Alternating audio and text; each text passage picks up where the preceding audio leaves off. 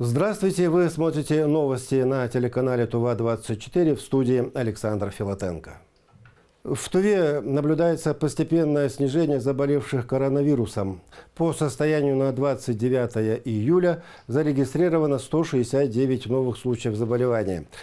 Для сравнения, на прошедшей неделе было зафиксировано 189 случаев. Больше всего в Кызыле – 77, Кызылском Кажуне – 36 и 14 случаев в Зунхемчике. От 1 до 5 случаев во всех остальных кажунах республики. Из 169 заболевших 14 детей, около 100 больных в возрасте от 18 до 49 лет, 45 человек от 50 до 64 лет, 14 пожилых людей старше 65 лет. За последние сутки выздоровело 344 человека. К другим темам. Автоаварии, которые произошли в минувшие выходные, вызвали большой общественный резонанс.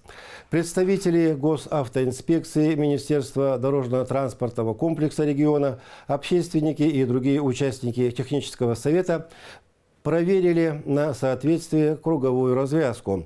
Подлежит ли данный участок дороги реконструкции, узнавала Айра Сад. ДТП, которые унесли не одну жизнь, вызвали большой общественный резонанс. Вместе с родственниками и родными погибших скорбит вся Тува. Сразу же после аварии в адрес временно исполняющего обязанности главы республики начали поступать обращения граждан о недостатках круговой развязки при выезде из Кызыла. По поручению Владислава Ховалыга участок дороги, где произошла одна из смертельных аварий, проверил технический совет. По словам исполняющего обязанности министра дорожно-транспортного комплекса Тувы Шорана Чергалола, данная развязка прошла государственную экспертизу и по документам соответствует всем требованиям и нормативам. Тем не менее, техническим советом принято решение о рассмотрении вопроса расширения проезжей части. В целом, по техническим регламентам и по нормативам она соответствует всем требованиям безопасности. Но мы приняли решение рассмотреть по уширению на проезжих частях на сторону вправо и также в сторону ДГ, чтобы были более комфортные условия для участников дорожного движения. Но при этом стоит отметить, что эти комфортные условия, они никак образом не должны влиять на участников дорожного движения. На сегодняшний день проектная организация, которая разрабатывала этот проект, будет рассматривать еще техническое решение по уширению. Будет рассмотрен возможность его реализации мероприятий в ближайшее время. Сейчас мы работаем над изысканием источников финансирования и его дальнейшей реализации. На сегодняшний день, как я уже повторился, проектная организация ищет технические решения, по которым будет созданы более комфортные условия для участников дорожного движения. 23 июля смертельное ДТП произошло и в Барнухемчикском Кажуне. Статистика показывает, что в целом по республике ситуация на дорогах сложная, и по сравнению с прошлым годом количество автоаварий заметно увеличилось. Так, в Туве всего за полгода произошло 198 ДТП. В результате которых 44 человека погибли, также увеличение на 16%, и 297 получили ранения. Также увеличился показатель на 11% по сравнению с аналогичным периодом прошлого года. По вине взрослых на дорогах травмируется и все больше детей. За 6 месяцев с участием детей случилось 34 ДТП, 9 несовершеннолетних погибли. Из этих 9 погибших детей 6 находились в качестве пассажиров, 3 в качестве водителей. То есть ни один ребенок-пешеход у нас не погиб. В качестве водителей 2 несовершеннолетних управляли автомобилями, 1 несовершеннолетний управлял велосипедом. Тревогу-то вызывает и тот факт, что из 6 детей, погибших в качестве пассажира, все они находились с родителями, хотя бы один из родителей находился в автомобиле. В большем случае и за рулем находился один из родителей. Из этих 6, 4 случаев водители были в нетрезвом состоянии. То есть, помимо того, что родители допускают управление автомашинами в состоянии алкогольного опьянения, они еще при этом берут с собой детей.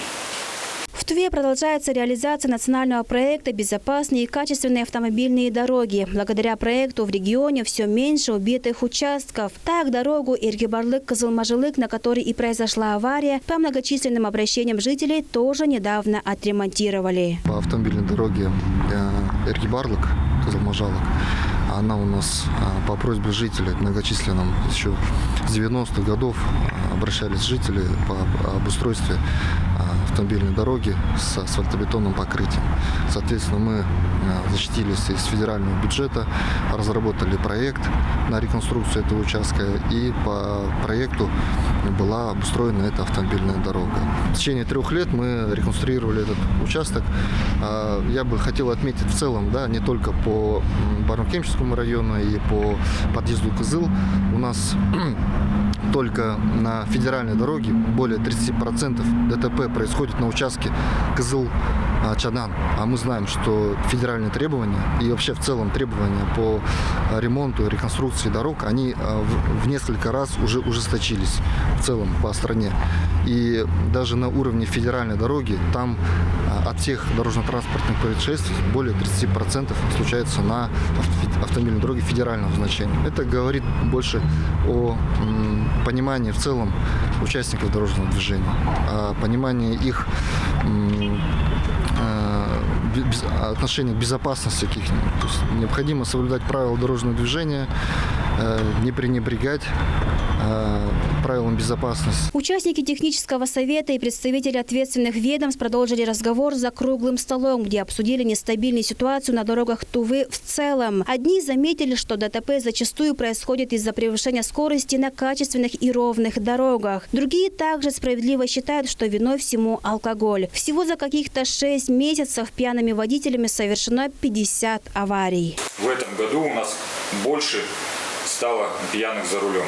Несмотря на то, что госавтоинспекция за этот отчетный период больше задержала водителей в состоянии опьянения по сравнению с прошлым годом. Но, тем не менее, не удалось всех пьяных выловить до того, как они попадут в дорожно-транспортное происшествие. Еще один негативный момент, то, что вот из 50 пьяных ДТП 30 водителей находились в состоянии опьянения и не имели права управления. Немаловажную роль на дорогах играет и поведение самих участников дорожного движения, соблюдение так называемого дорожного этикета. Опытные водители часто избегают проблем на дорогах благодаря проверенным жизнью правилам. Не стоит забывать, что дорога – это место повышенной опасности. Более 96% автоаварий в Туве происходит по причине превышения скоростного режима. К сожалению, на деле эти сухие цифры оборачиваются необратимыми последствиями. Не забывайте, водители, что взаимное уважение на дороге – это в какой-то степени и залог безопасности ваших пассажиров. Айра Сад, Владимир Суртюк, Миран Эргит, Тува-24. Аграрный сектор экономики республики в приоритете развития. С аграриями Судхольского Кажуна встретился в Рио главы Тувы Владислав Хавалык. В частности, с представителями СПК «Саян». На встрече побывала и наш корреспондент.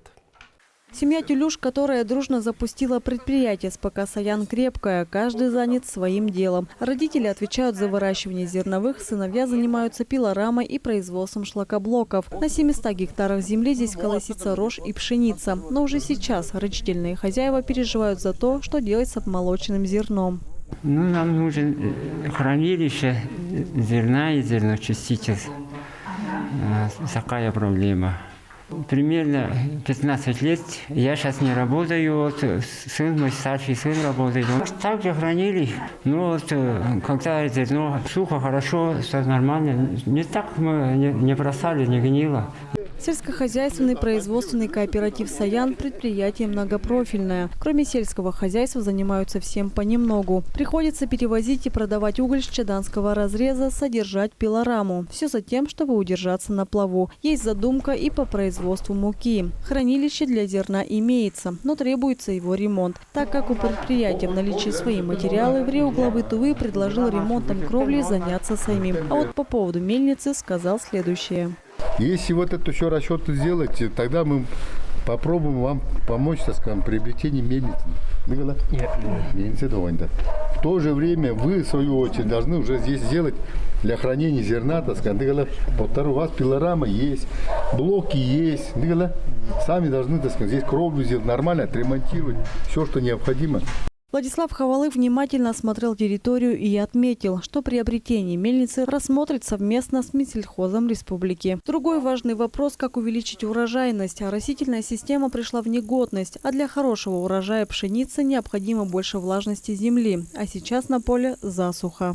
Если правоустанавливающих документов не будет, то уже в оборот деньги нельзя пустить. Вот эти государственные субсидии, да? Вот. Я еще раз повторяюсь. Правоустанавливающие документы потом закрепляются за товаропроизводителями, кто будет выращивать зерно, допустим, за ними. Вот. И они могут смело вкладывать.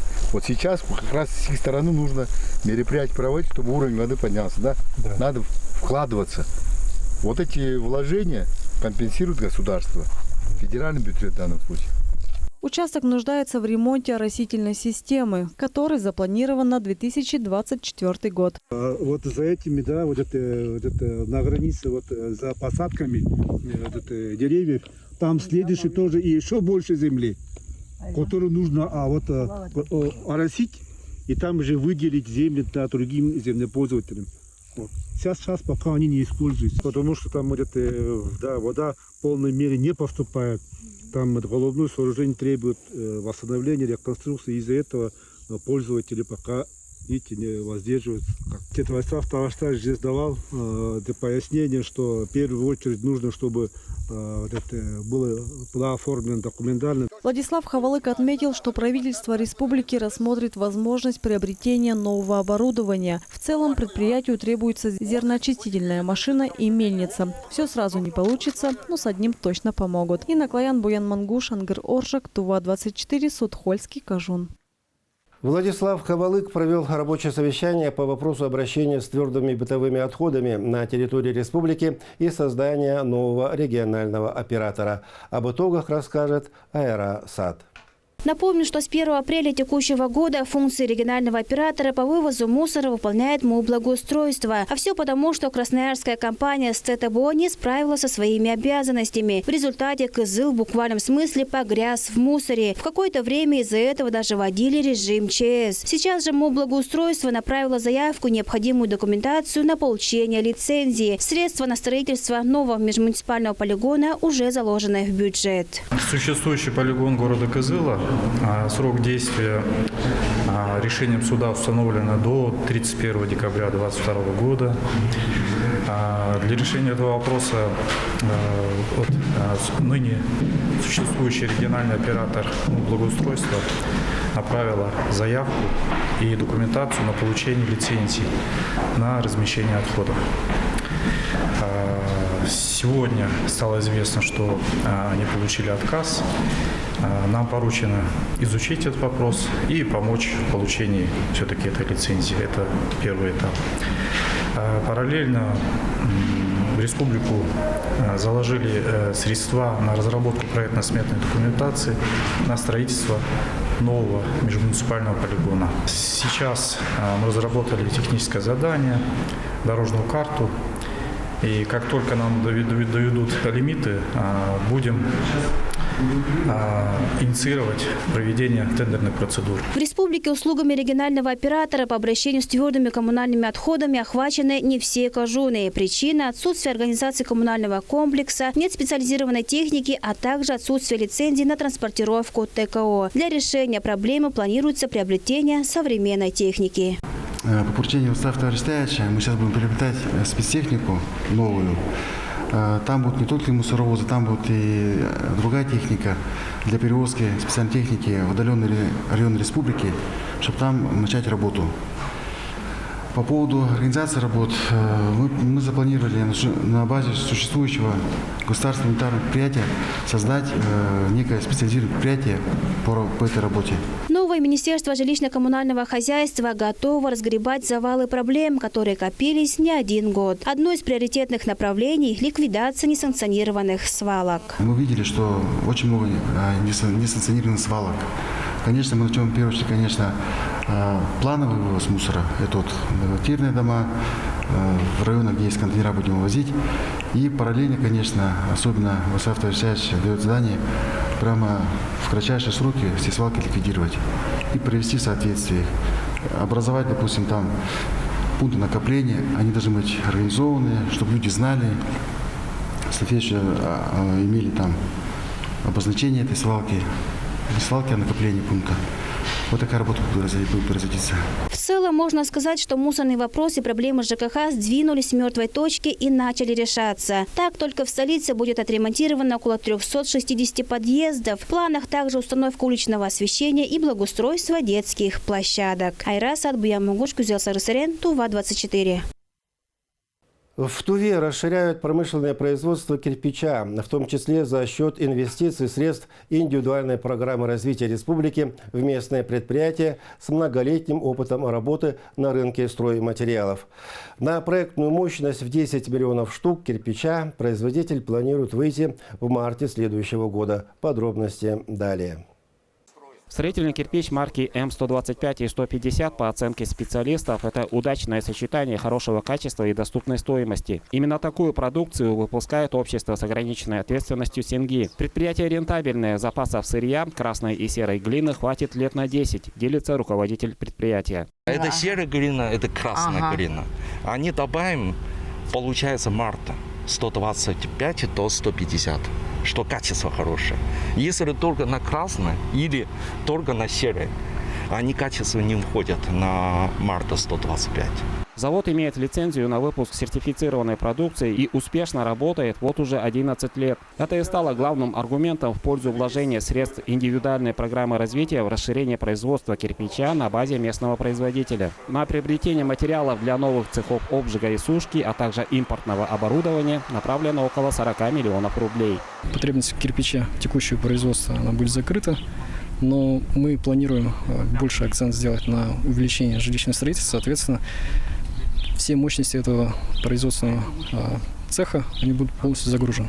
Также в дальнейшем будем рассматривать, исходя из потребностей, возможность дальнейшего расширения либо строительства подобного еще одного объекта. В Минстрое пояснили, что тувинский кирпич, не уступая по качеству Засаянскому, будет стоить около 10 рублей за штуку, что на 5-6 рублей дешевле привозного. Выйти на проектную мощность в 10 миллионов штук кирпича в год производитель планирует в марте следующего года. Увеличенные объемы местного стройматериала направят на строительство жилья. С расширением производства местный кирпич должен стать доступнее и для частного строительства. Мадр Сандал, Владимир Сюртук, Ангер Оржак, Тува-24.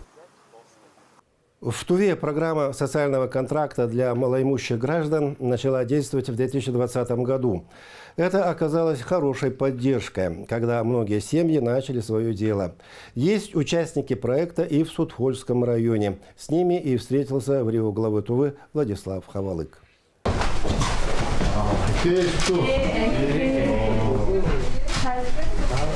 В доме быта села Сугаксы Владислав Хавалык познакомился с предпринимателями Судхоля. Оксана Солчак занимается молочной продукцией. Изготавливает разные виды сыра, сметану, топленое масло. Для улучшения производственных показателей Оксане нужно дополнительное обучение по специализации технолога. Предприниматель хочет производить продукцию не дедовскими методами, а использованием современных технологий.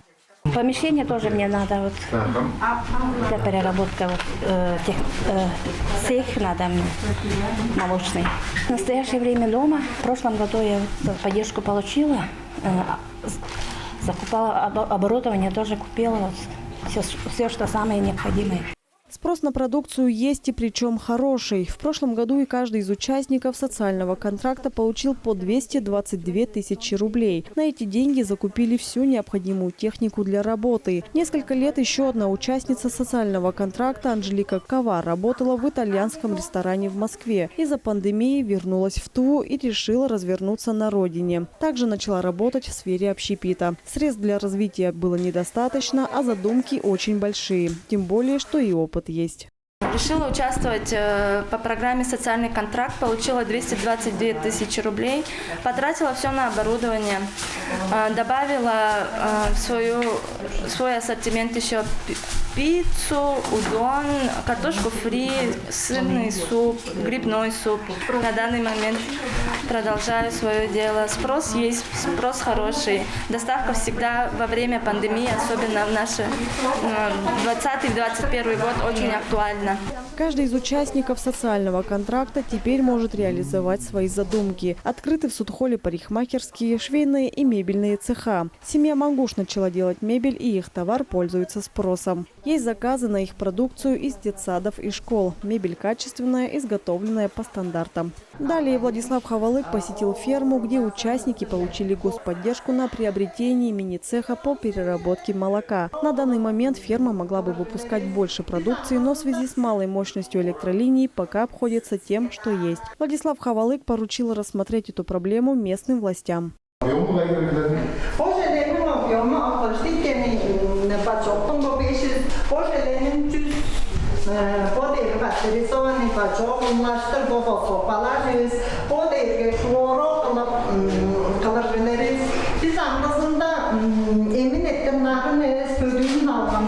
Социальный контракт – это действенный инструмент, который реально может семьям выйти из сложной ситуации и встать на ноги, трудоустроиться, создать собственное дело, переобучиться на более востребованную специальность. 77 жителей Судхольского Кажуна заключили социальные контракты. Инна Клаян, Буян Мангуш, Ангер Оржак, Тува-24, Судхольский Кажун. В долговую яму, в кабалу сами себя загоняют неплательщики за уже потребленную электроэнергию. Вначале остаются без света, а после могут поймать и довольно крупные штрафы, если подключатся самостоятельно. В городе Туране прошел массовый рейд энергетиков и местной администрации на предмет проверки должников, рассказывает наш корреспондент.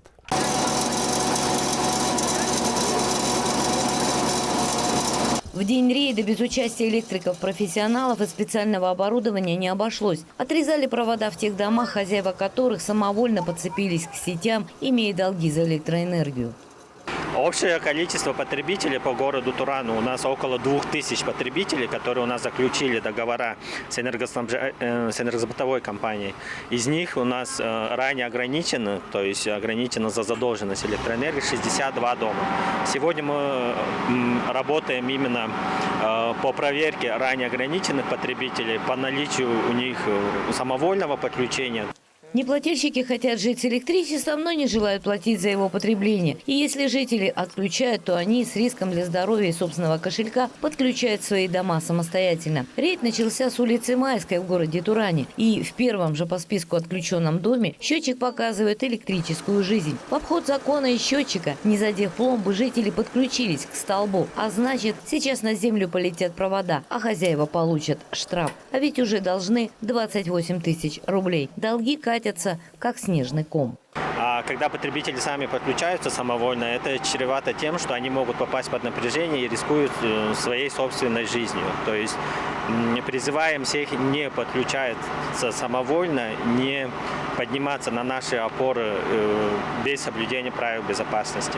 А кошелек действительно страдает за самовольное подключение, солидный штраф, за повторную самоволку новый, а еще долг за ранее потребленное электричество. Оплатить за киловатты вы будете по максимальной ставке – 4 рубля. Очень дорого обходится желание не платить за электричество. На сегодняшний день долг пихемцев перед ТВ-энергосбытом составляет 8 миллионов рублей, 5 миллионов за электроэнергию, 3 миллиона за хищение. Мы потребителям даем срок 20 дней.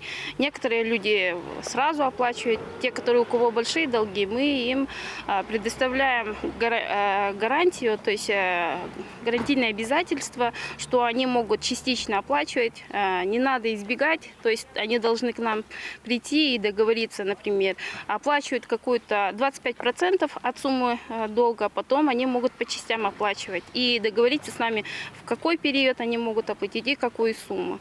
На улице Майской сразу несколько домов, которые отключены за долги. Рейдовая проверка должна выяснить, когда же закроют люди долг и не подключились ли они самовольно. В одном доме уже обрезаны провода. Проверка на улице Майской продолжается. Провода от столбов к домам убирают от соблазна самих жителей подключаться незаконно. Ведь они и электричество воруют, и штраф за самовольное подключение получают. Нет проводов, глядишь, и долг оплатят. Если есть возможность оплачивать, то касса тоже есть. Пломба на месте. Жительница этого дома живет без электричества с мая текущего года. Долги наделали квартиранты, говорит бабушка, но сейчас она все оплатит. А вы как готовите еду? Ну, печку топлю. Хозяева-должники из домов не выходят, когда видят столь внушительную бригаду. А вот когда специалисты приходят с уведомлениями по 1-2 человека, кричат и ругаются, даже бросаются на людей. А сейчас молчок. Вот в этом доме по документам электричества нет с 2020 года. А жизнь внутри дома есть. Посажен огород, лает собака. Чтобы не искушать людей наделать больших долгов, провода от дома убирают. Долг здесь и так не маленький – 60 000 рублей. Вот еще один дом. Тут подключились самовольно при помощи заброса проводов. Опасно. Это беспокоит соседей. Не платят, а кто платит, те страдают. То есть у вас вообще от того, что соседи ваши не платят, уровень электричества, напряжение какое? Падает. Не от того, что не платят, потому что самовольно вот они подключились. Они самовольно, да, подключились. Да, я знаю, что у них отключали свет, я знаю это. Замкнет его, так не дай бог, и пожары, и страшно это, да. С 2019 года отключено электричество в доме вот этой туранской бабушки. И долг-то небольшой, а бабушка ничего платить не собирается. А как вы без света-то живете? Молча. Без света. Еще дедушка живой был. Без света. Подобные совместные рейды ТВ-Энерго и администрации Кожона проходят регулярно. И несмотря на то, что Пихем район хоть и задолжавший, но не в особо критической зоне. Однако платить нужно, и администрация района работает с населением.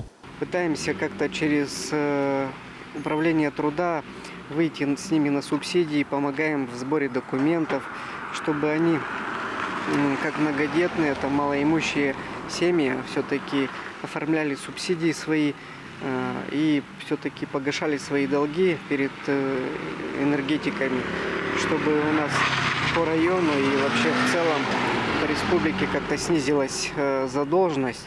Всего за время рейда проверено 38 ранее отключенных потребителей. Еще 40 граждан получили уведомления об имеющемся долге. Борьба с неплатежами и энерговоровством будет продолжена. Татьяна Рамазанова, Чехан Дангак, Ангар Оржак, Тува-24.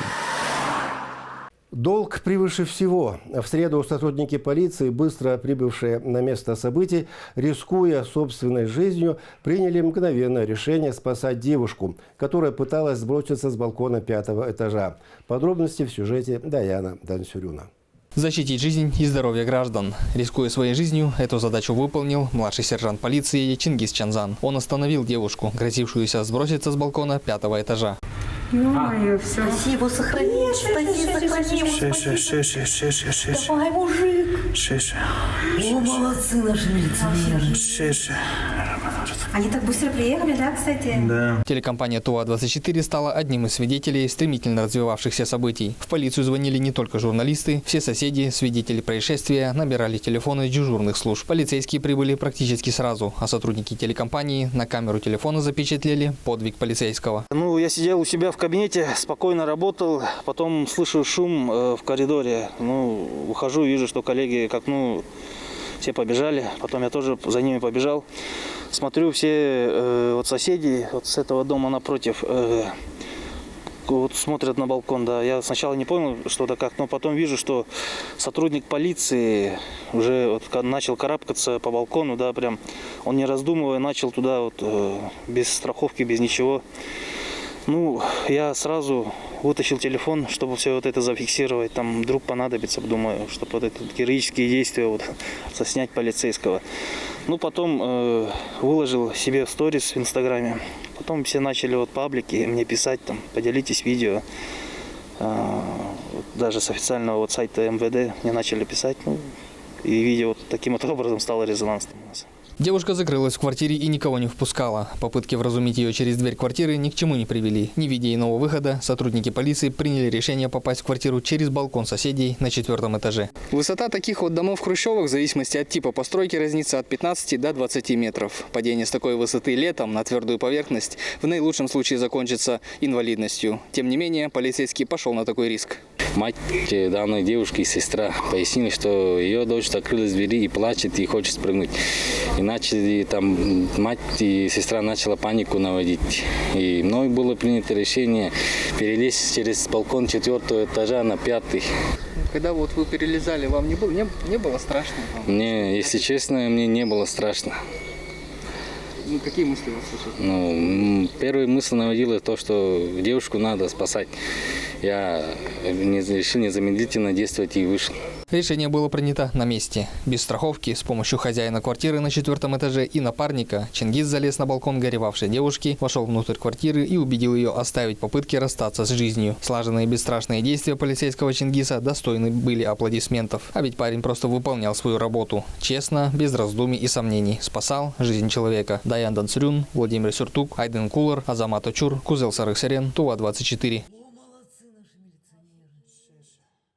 На этом у меня все. Следите за нашими новостями в группах телеканала ТУВА-24, в социальных сетях ВКонтакте, Инстаграм, Фейсбук, Ютуб.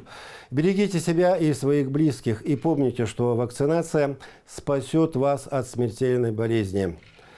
С вами был Александр Филатенко. Всего вам доброго и до встречи.